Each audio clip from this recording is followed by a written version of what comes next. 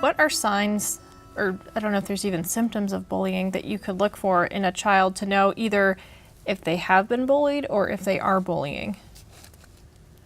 Yeah.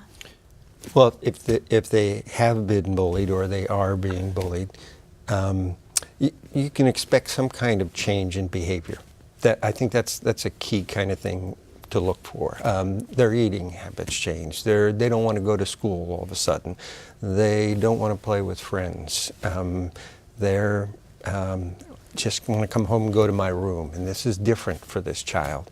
Those kinds of changes are significant. Now, and it doesn't mean that it happens one day or 1 week, but that this continues. Okay, what's going on here? Something's happened. It could be anything, but if it is bullying, those are some of the things that we'd see. Yeah, I think you're right. There's that physical piece. So, their eating habits change. They come home starving, and they come home really hungry because they've been at the nurse's office. They haven't gone to eat lunch, right? So there's things like that. Sleeping, they're having very bad nightmares. They can't go to sleep. They don't want to get up in the morning. So I think that's right. I think physical is some of what happens with them. I think there's also kind of social, and you mentioned the social, that piece of, geez, I don't want to play with friends. I don't want to go to parties. I'm not being invited, right? So there's those pieces. I think there are the emotional pieces. I'm feeling pretty helpless. I'm feeling pretty hopeless. I'm looking and acting pretty depressed. Yeah. And as these things go on over time, you figure something continuous is happening with this child. You also mentioned those who would be doing the bullying, and that, we'd probably see some increased aggression. You'd be seeing blaming of others. Everybody else did something. Not me. It's not me. More trips to more disciplinary kind of things going on in school. More aggressive actions at home, perhaps. Yeah, I think it's much harder to define, right?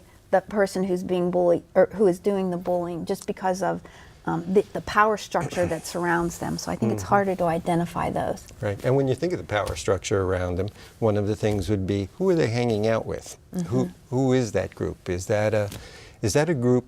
Often these things come from wanting to maintain my power. So this is where we begin to hear of the high school athlete or the cheerleader or whatever that wants to maintain their power. I am the strongest one.